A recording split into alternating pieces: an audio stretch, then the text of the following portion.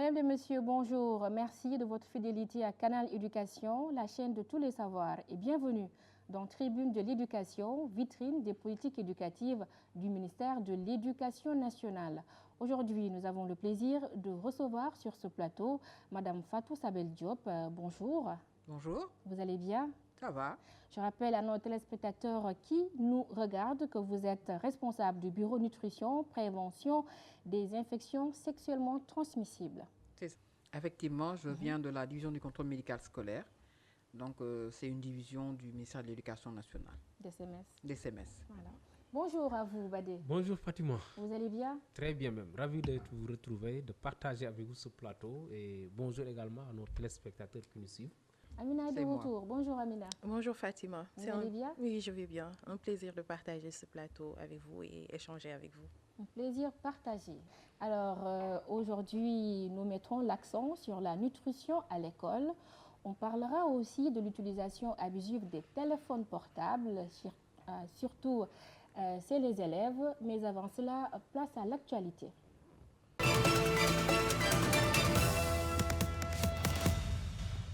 Merci à la régie. Alors, actualité que nous démarrons par les réformes des curricula. Le ministre de l'Éducation nationale a présidé ce mardi un atelier préparatoire allant dans ce sens. Les travaux ont démarré pour les réformes des curricula. La rencontre qui a présidé une cinquantaine d'experts en éducation a permis de définir les grandes orientations et le contenu du lancement des curricula par le chef de l'État, M. Bassirou Diomaye Faye.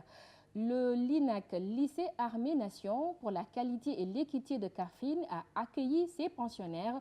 La première promotion a entamé l'année scolaire à Sédhiou, composée de 325 élèves. Elle a été accueillie avec tous les honneurs. Nous parlons du démarrage aussi du concours de la mascotte des JO Dakar 2026 sur toute l'étendue du territoire national.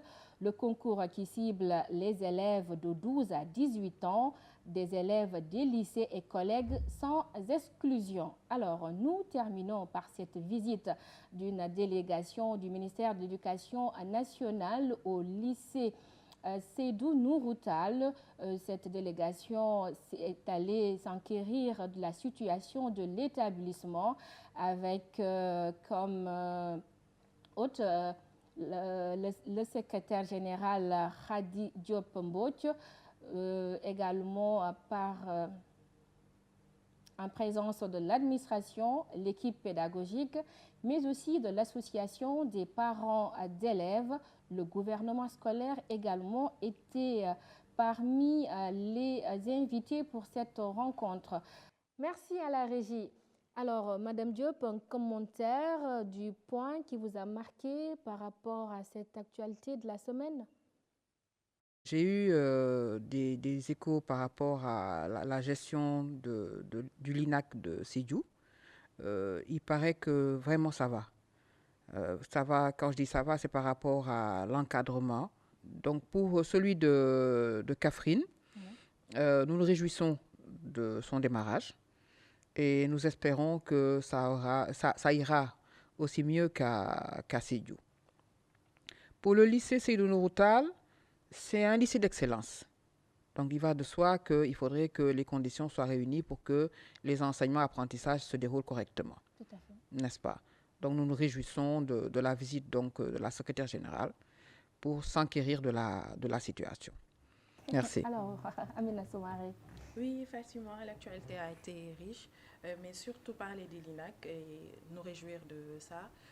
Tout simplement, c'est une initiative très prometteuse parce que ça allie l'armée. Ouais. C'est une initiative conjointe du ministère de l'Éducation nationale et de l'armée nationale.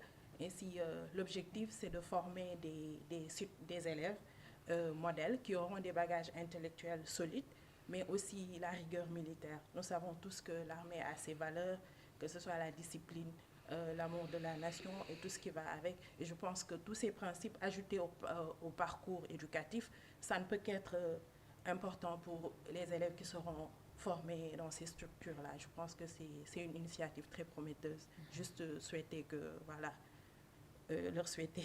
On parlera certainement des JO. Oui, Ouais, tout à fait. certainement. Aussi, il y a le concours de la création de la mascotte qui s'est tenu.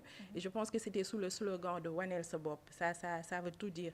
La créativité, le talent des élèves ont été exposés. En plus, comme le dit le ministre de l'Éducation nationale, c'est une façon d'impliquer les élèves, de leur dire que les Jeux olympiques, c'est eux en quelque sorte. C'est eux, C'est eux, hein? voilà, en quelque sorte. Ainsi, à travers ce concours, les élèves vont se sentir impliqués et vont s'approprier l'événement.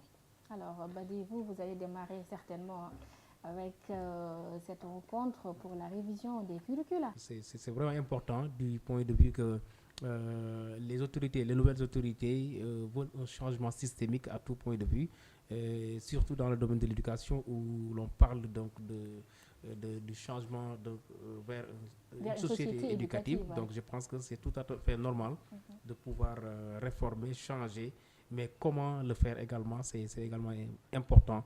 Donc d'où cet atelier préparatoire pour la réforme donc, des curricula qui sera lancé même par le chef de l'État lui-même, son Excellence Bassirou Diomaye Faye, les mois à venir. Donc je pense que c'est une bonne dynamique de pouvoir vraiment également aller vers le changement. C'est un processus c'est un long processus également qui n'est pas du tout facile.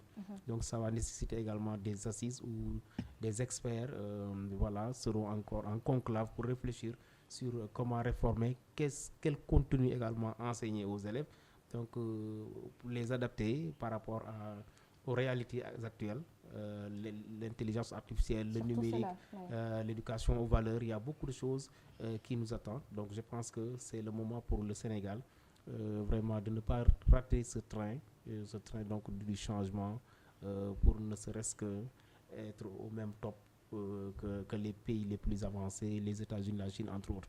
Mais je pense que on est dans une bonne dynamique et les experts, une cinquantaine d'experts qui sont en conclave depuis il y a 3 jours et c'est aujourd'hui même qu'ils doivent clôturer. Je pense que des conclusions pertinentes seront issues donc de cette conclave, de cette rencontre pour ne serait-ce que vraiment accompagner notre transformation systémique de l'éducation. Et l'autre information que je voulais parler, c'est peut-être la création de la mascotte. Et féliciter aussi le partenariat qui lie le ministère de l'Éducation nationale au ministère donc peut-être des sports. Et je pense que c'est le comité d'organisation des JO Dakar 2026. C'est une bonne initiative parce que le ministère de l'Éducation nationale est contacté pour pouvoir vraiment accompagner le comité dans la réalisation, dans la création de cette mascotte, mais également dérouler un programme également aux valeurs olympiques. Je pense que les enseignants relais sont déjà formés et c'est à eux maintenant d'aller sur le terrain au niveau de la base pour la démultiplication. Concernant la mascotte, le ministère a élargi même le champ pour pouvoir vraiment impliquer tout le monde. Impliquer la majeure partie des élèves parce que la tranche d'âge c'est 12 à 18 ans, donc je pense que les collégiens, les lycéens sont aussi visés à travers cette mascotte. Et hier, même les images nous le montrent vraiment. Vous voyez des génies créateurs. Wanel Sabop, des élèves qui tu vas dessiner. Ça donne envie d'être artiste même.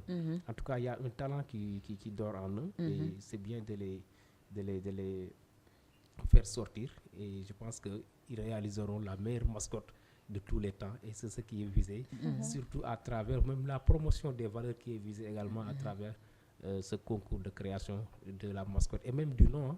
Et du Made in Sénégal. Voilà, c'est ça. C'est très important. C'est ça. Alors, bonne chance à nos élèves. Alors, c'est parti. Nous passons à présent à la rubrique du jour.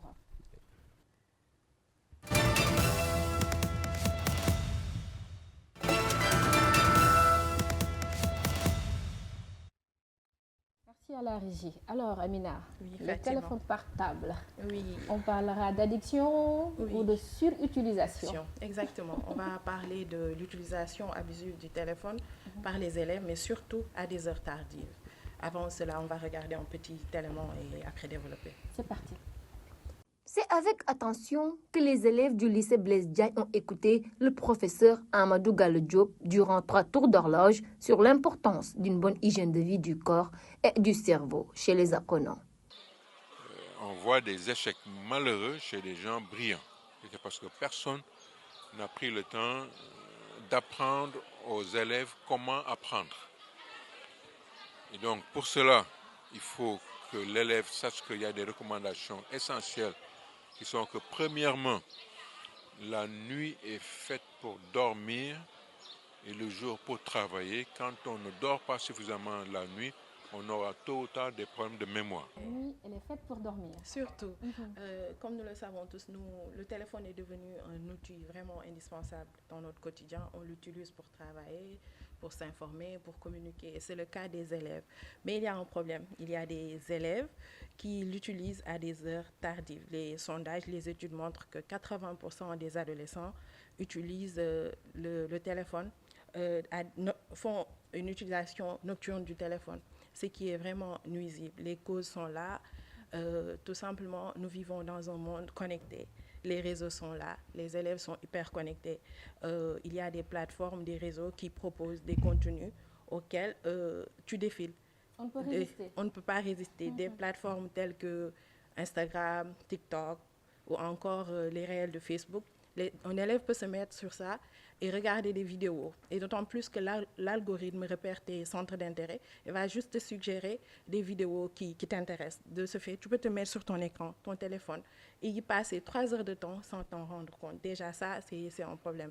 D'autant plus que les élèves, il y a même une appellation, FOMO, qu'on dit Fear of Missing Out, la peur de rater quelque chose, la peur de manquer quelque chose. De ce fait que les élèves sont toujours sur leur téléphone, en train de regarder la dernière information people, ce qui a fait le buzz, comme les adolescents l'appellent ici, Cab ou BSB, sur TikTok. Mais comme dira le proverbe, est-ce qu'on peut rattraper 2 lièvres à la fois? Non, impossible. Donc, les problèmes vont survenir, certainement.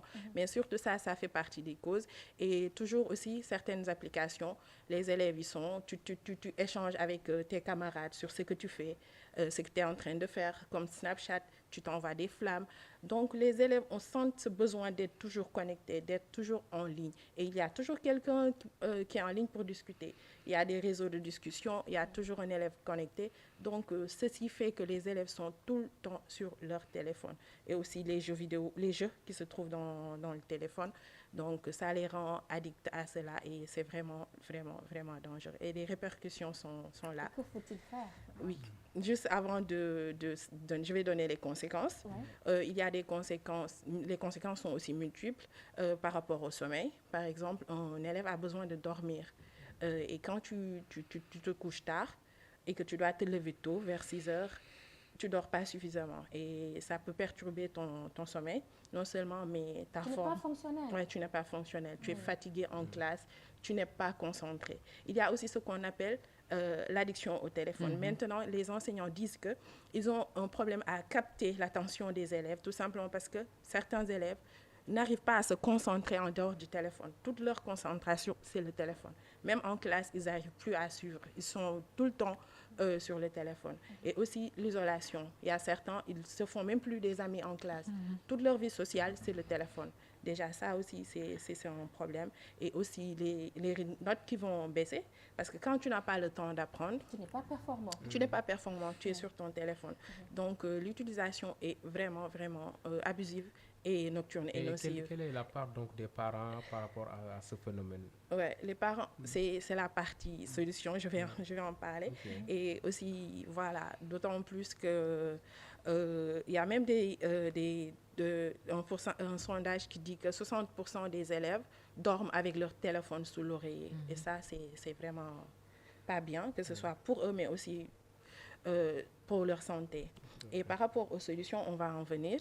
Et je pense que tout simplement, il faudra sensibiliser. On peut plus interdire le téléphone parce que c'est même plus possible. Mais on peut toujours sensibiliser. Et je pense que par rapport à ce que Badé demande, les parents peuvent mettre en place un couvre-feu.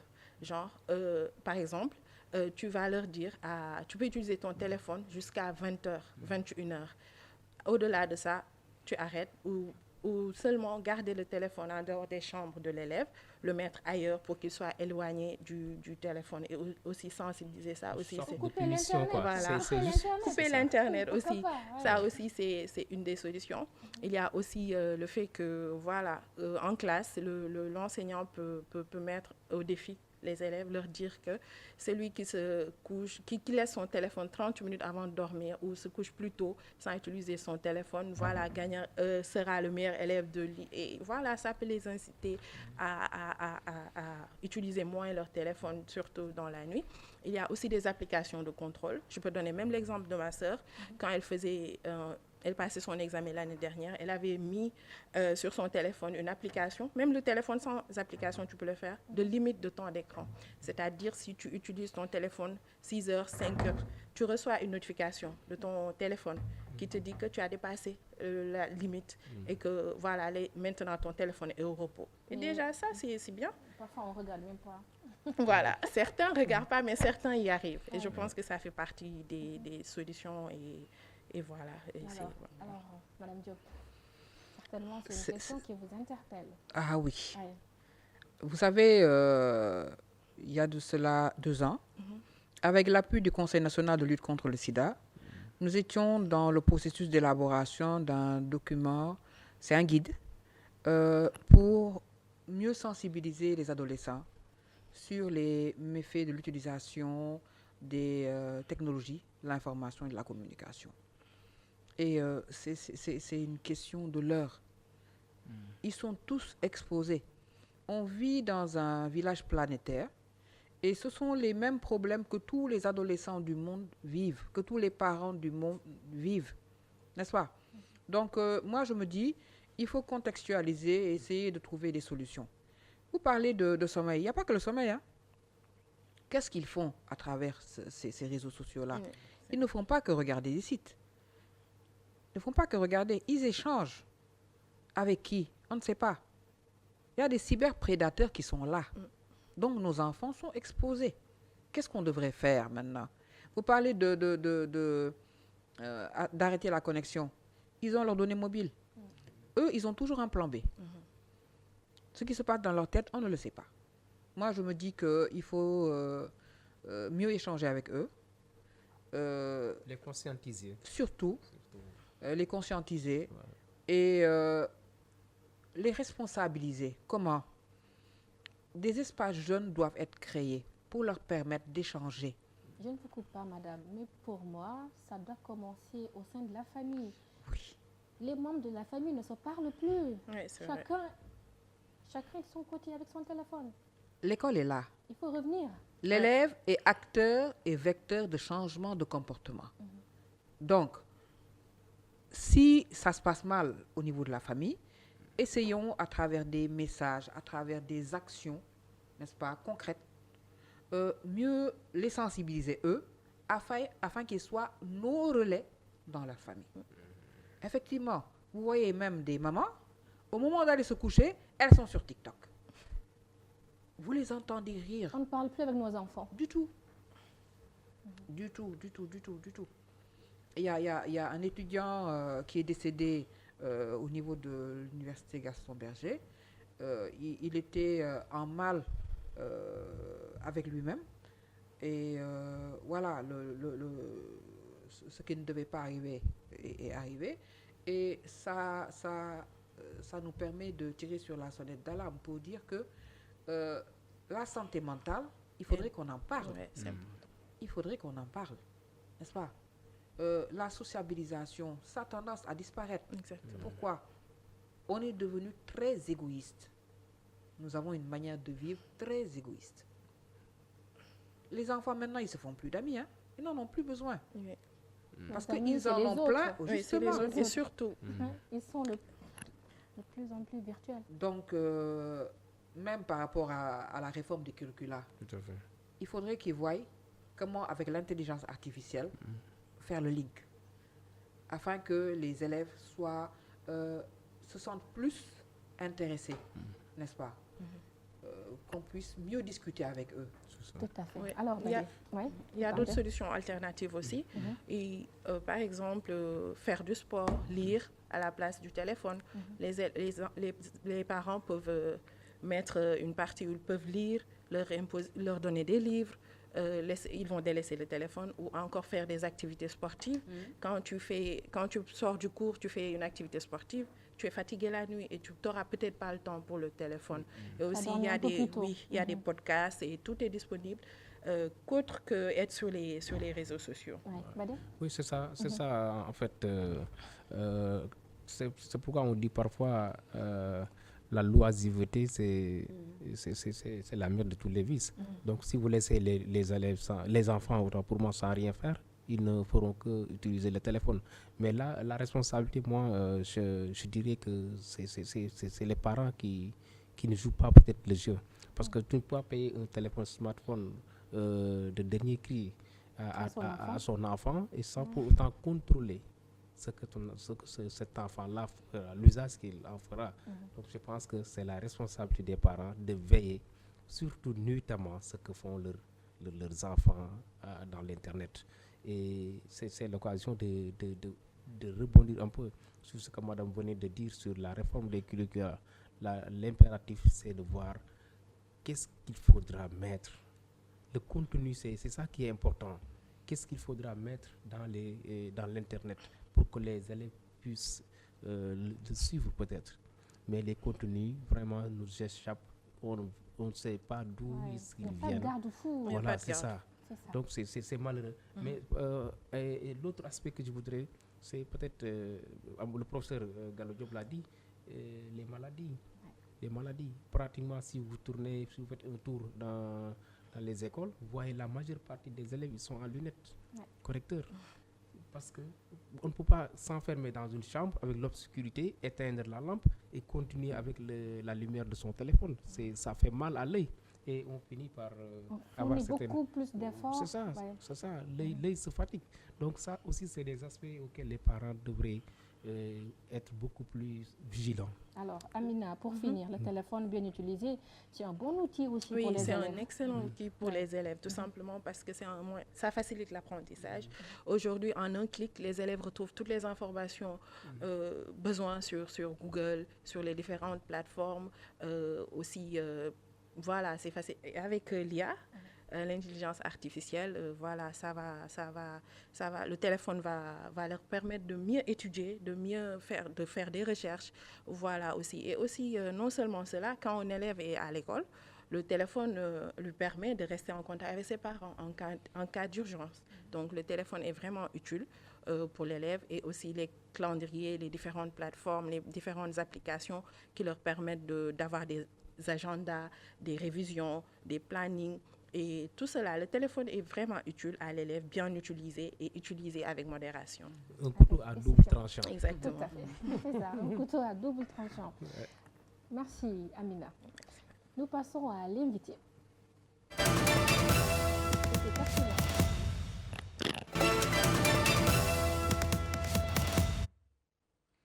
Si vous nous prenez en cours, vous suivez votre magazine Tribune de l'éducation. Aujourd'hui, nous avons le plaisir de recevoir Madame Fatou Sabel Diop. Elle est responsable du bureau nutrition et prévention des maladies des infections sexuellement transmissibles. C'est bien ça? C'est bien ça, Fatoumata. Merci. Donc, je me réjouis d'être sur ce plateau. Je suis effectivement à la division du contrôle médical scolaire. C'est une division donc du ministère de l'Éducation nationale qui a en charge donc les questions de santé, nutrition, environnement. Quand je dis santé, nutrition, environnement, ça renvoie à quoi? D'abord, il faut rappeler que notre structure a été créée en 1985, n'est-ce pas? Et que lors d'une conférence mondiale qui s'est tenue à Dakar, avec donc beaucoup de partenaires, dont l'OMS, la Banque mondiale, l'UNESCO, l'UNICEF, etc., il y a un concept qui est né, c'est le concept FRESH, qui signifie accorder la priorité à la santé à l'école. Donc, ça a jeté les bases du contenu que nous mettons donc, en œuvre. En 2000, il y a le programme de le PDF, hein, qui a créé donc la sous-composante, le contenu, je devrais même dire, le contenu santé-nutrition, et qui nous l'a confié. Donc, ça a posé les jalons de tout ce que nous mettons en œuvre. Nous faisons surtout de la promotion de la santé. Parce qu'on ne peut pas faire de la promotion de la santé sans intégrer dans les curricula ces questions-là. Donc, nous veillons à ce que les élèves soient en bonne santé, qu'ils s'alimentent bien, n'est-ce pas, qu'ils évoluent dans un cadre propice aux enseignements apprentissages et qu'ils puissent y développer des compétences qui leur permettront de solutionner des problèmes qui se posent dans leur milieu. Très bien, merci vraiment pour cette brève présentation, Madame Fatoumata. Le prétexte de l'invitation, c'est également, on est à l'approche même du mois de Ramadan, de jeûne. Donc, et du carême aussi, il faut le rappeler. Très bien, du carême surtout. Donc, ce sera l'occasion de vraiment sensibiliser, de nous prodiguer également des conseils pour nos enfants, pour vraiment avoir une bonne attitude pour ce mois béni. Alors, madame, par rapport à ça, vous êtes sur la nutrition. Y a-t-il, avant d'entrer dans le vif du sujet, l'âge peut-être, est-ce que vous préconisez l'âge requis chez les enfants pour pouvoir vraiment faire le jeûne? Merci. Là, je m'adresse aux parents, n'est-ce pas?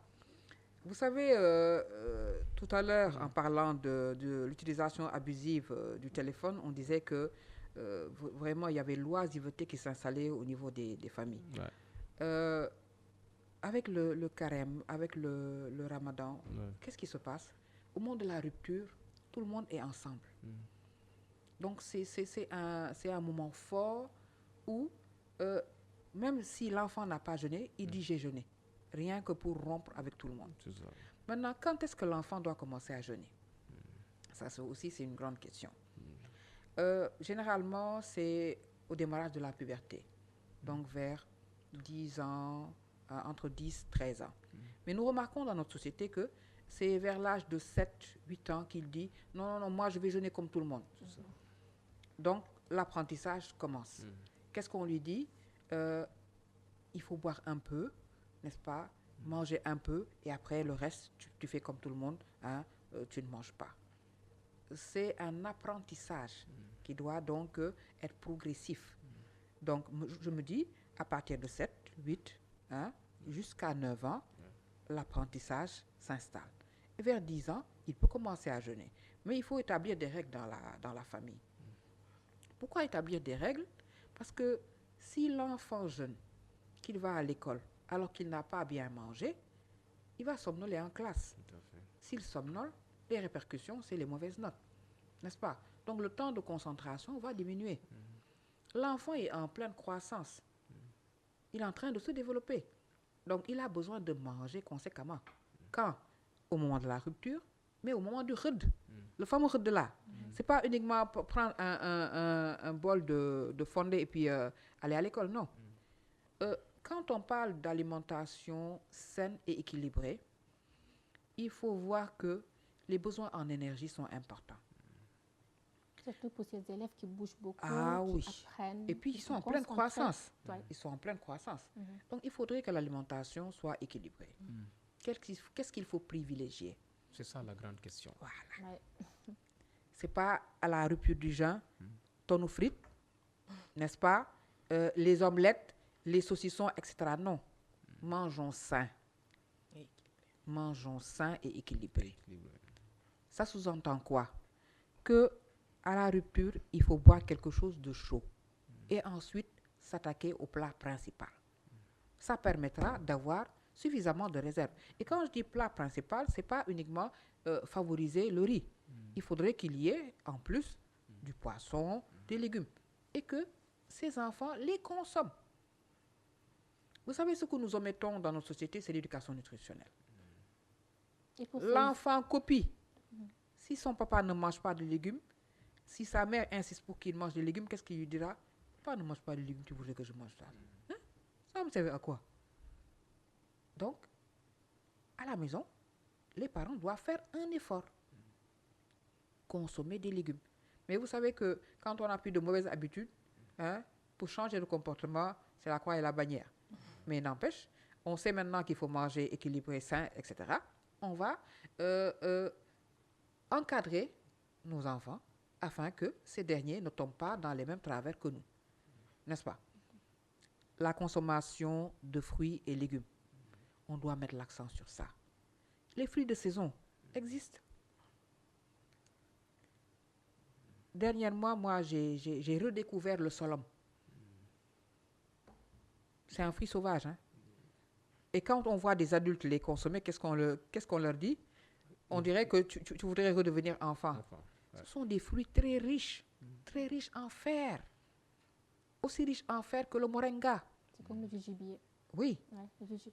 Et pourquoi je parle du fer? Parce que au niveau du ministère de l'Éducation nationale, nous avons reçu du gouvernement canadien un appui pour dérouler un programme. C'est le programme de supplémentation en fer. Pour qui? Les adolescentes scolarisées, de 10 à 19 ans. Celles qui ont plus de 19 ans, qui sont aussi scolarisées, ne sont pas laissées en rade. 9 régions sont concernées. Je peux les citer. Donc, il y a Dakar, avec ses 3 académies. Il y a Thiès, Fatick, Diourbel, Kolda, Sédhiou, Ziguinchor, Saint-Louis. On en est à 9. On a démarré avec les 7, n'est-ce pas? Ça a démarré en 2017. Jusqu'en 2020, c'était la première phase. La seconde phase a emboîté. On l'a terminée en décembre 2024. Là, nous sommes dans les préalables pour la phase 3. Et qu'est-ce qui découle de cela? Qu'est-ce que vous avez constaté en milieu scolaire, peut-être pour que vous puissiez développer ce programme? Des données d'enquête ont montré, et ça c'est l'EDS de 2017, c'est une EDS continue, l'enquête démographique et de santé de 2017, a démontré qu'une adolescente sur 2 était anémiée. 57,2%, n'est-ce pas? C'est ce qui est ressorti de cette étude-là. Donc, une adolescente sur 2 est anémiée. Ça se comprend aussi. Oui, les filles sont très vulnérables. Ouais. Tout à fait. Ce qu'elles mangent, c'est ce que les garçons mangent. Mais en plus, à partir de la puberté, elles, voilà, il y a les menstrues. Donc, ça les rend beaucoup plus vulnérables. Et moi, le constat que j'ai fait, c'est que c'est mon opinion personnelle. Au Sénégal, on est un peu complexé par rapport à nos plats traditionnels. Comme? Le mboum, Ok. le mbaxalu saloum, le mbaxalu ketchup, etc., etc. Je ne vais pas parler de thieboudion parce que le thieboudion, ça, c'est consommé. Mais il y a certains plats, on ne les prépare plus. Pourquoi? Parce que quand vous les préparez, les enfants, dès qu'ils entrent dans la maison, ils commencent par faire quoi? Par humer l'air. Quand c'est du poulet, vous les voyez sourire, dire bonjour, aller déposer leur bagage, se laver les mains et vous dire qu'est-ce que je dois acheter, qu'est-ce que je dois faire, parce qu'ils sont contents de ce menu-là, n'est-ce pas? Ou bien quand vous les invitez, vous achetez des hamburgers, etc., ils sont tout contents. La règle, ce serait de dire dans les familles, évitons de manger trop gras, trop sucré, trop salé. Ça doit commencer par qui? Par nous, mamans.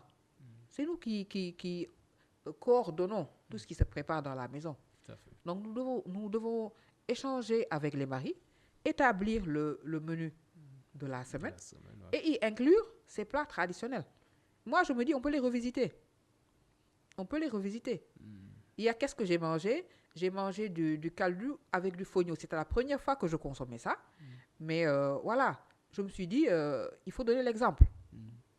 Il faut donner l'exemple.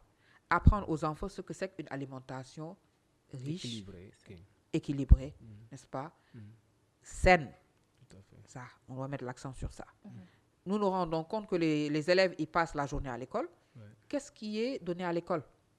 Qu'est-ce qui est vendu à l'école? Surtout les gargotes aux alentours. Justement. Quelle est la part de quelle est votre responsabilité par rapport à cette situation? Notre responsabilité, vous savez que nous sommes, quel terme utiliser? Nous avons des antennes, et ce sont les inspections médicales des écoles, mais elles dépendent des inspections d'académie, n'est-ce pas? Et quand il faut délivrer des certificats pour que ces bonnes femmes puissent vendre, ça se fait avec l'appui donc du service d'hygiène, n'est-ce pas? Donc c'est de concert avec eux que ces certificats sont délivrés. Mais qu'est-ce qui est vendu? Quelle est la valeur nutritionnelle de ce qui est vendu devant les établissements? Nos enfants consomment trop de sucreries. Pourquoi? Parce que c'est ce qu'ils trouvent là-bas. Et je vois autre chose. Beaucoup de pain aussi. Beaucoup de pain frites. Pain frites. Du fondé à l'école? Là, je peux me permettre de citer le CM Kennedy, n'est-ce pas? Ils le font et c'est bien apprécié par les élèves. Pourquoi? Parce que c'est un encas qui est servi et qui leur permet de suivre. Madame Diop, les Ndiayennes ne vous diront pas le contraire. Alors, nutrition toujours. Le ramadan, c'est aussi des pratiques pour bien être en forme toute la journée. Pratique principale au moment de rompre, n'est-ce pas? Je l'ai dit tantôt, il faut consommer équilibré. Ça sous-entend quoi? Donc, tout ce qui est énergétique, n'est-ce pas, mais sain, doit être privilégié, n'est-ce pas? Ça sous-entend quoi? Donc, tout ce qui est noix, vous voyez que l'on consomme par exemple des dattes, mais on ne va pas rompre avec un paquet de dattes. Non. Il faudra juste en prendre au moins 3, n'est-ce pas? On peut avoir d'autres types de noix, on peut avoir des légumineuses. C'est à privilégier. Les soupes, c'est peut-être...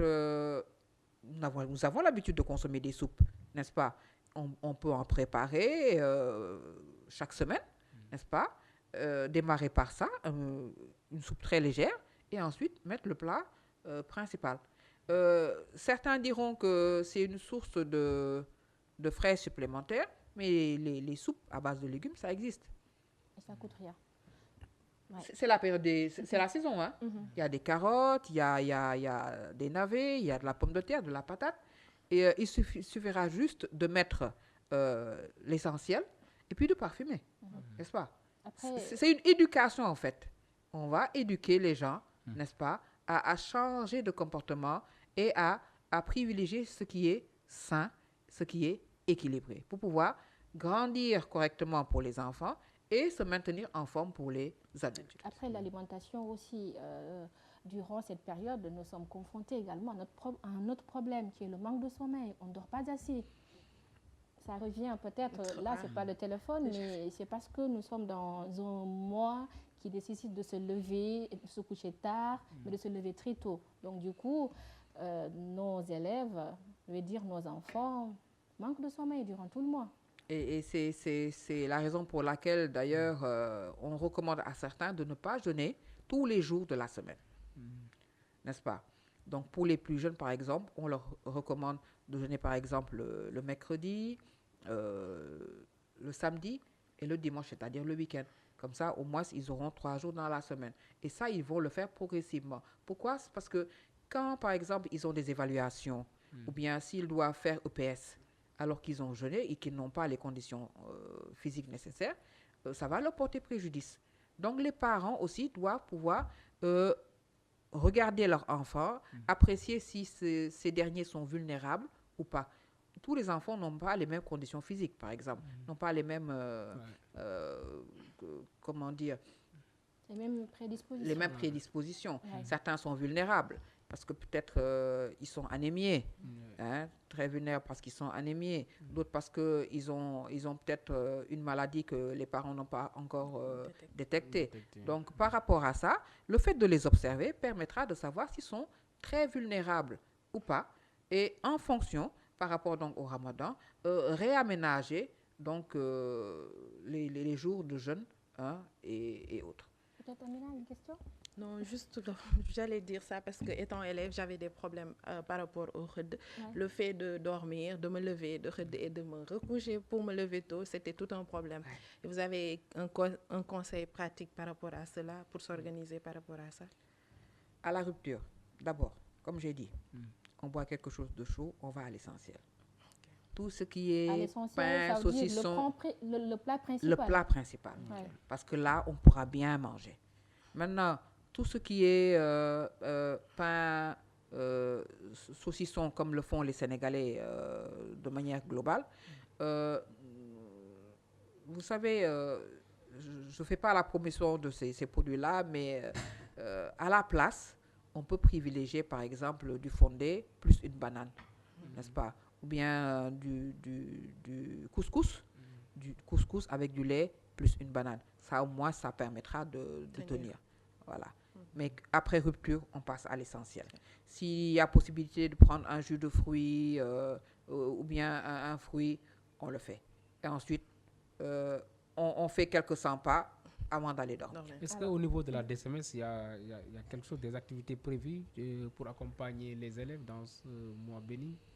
On aimerait bien, et c'est une occasion pour faire un clin d'œil aux autorités. L'institutionnalisation de la santé de manière globale et la nutrition en particulier, ça existe bien au niveau des textes, mais nous voudrions que ça soit accompagné de budget. Ça nous permettrait d'avoir les coups des franges pour pouvoir dérouler beaucoup d'activités.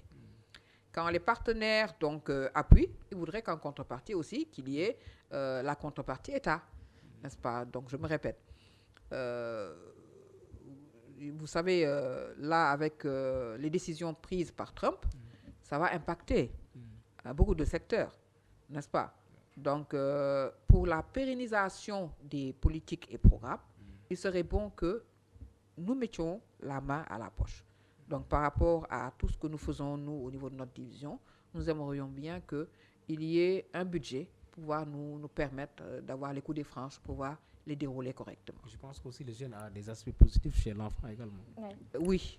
Parce que les enfants ont tendance à consommer beaucoup de sucre. Du coup, c'est le début même du diabète Ouais. que les parents ne sachent même pas.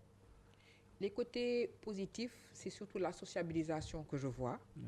Et peut-être une certaine empathie par rapport à ceux peut-être qui n'ont pas les moyens. Parce que vous savez que durant le mois de carême de Ramadan, c'est un mois de partage. On partage beaucoup. Et le jeûne aussi permet à l'enfant d'être plus structuré, d'être plus discipliné.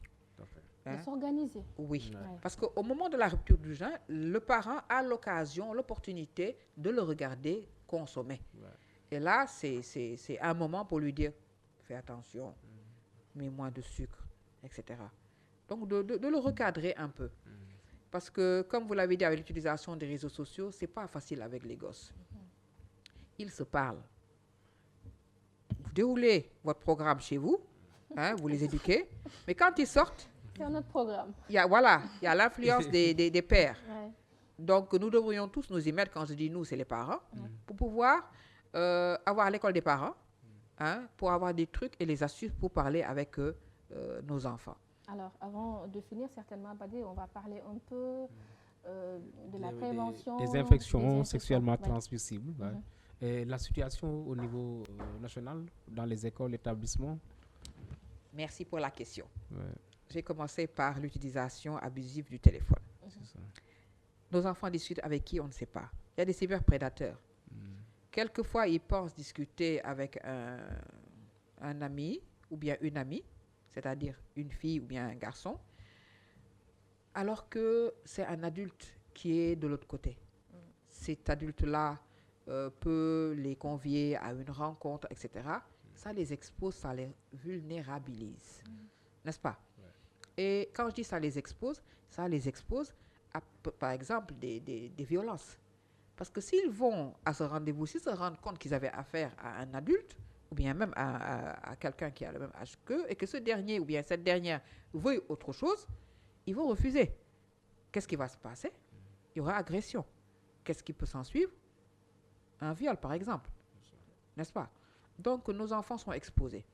Et par rapport donc aux questions relatives aux infections sexuellement transmissibles, on va s'intéresser surtout au VIH, à l'infection à VIH. Parce qu'avec ces réseaux sociaux-là, les jeunes partagent quoi? Des trucs et astuces. Et il y a une recrudescence aussi des partous, n'est-ce pas? ils se rencontrent au niveau d'un lieu et ils se démènent comme bon leur semble. Hein. Ils ont des activités sexuelles sans protection. Ça les expose. Ouais. Ça les expose. Et nous, c'est ce qui nous amène à parler de santé de la reproduction. Donc, au niveau de notre division, nous avons un bureau qui s'occupe exclusivement de tout ce qui est santé de la reproduction.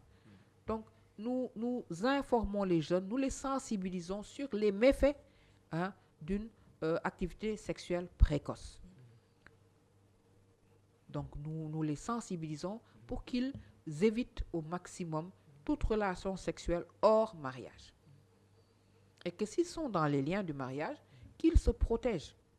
Protection, ça signifie quoi? Avoir la bonne information pour ne pas être exposé.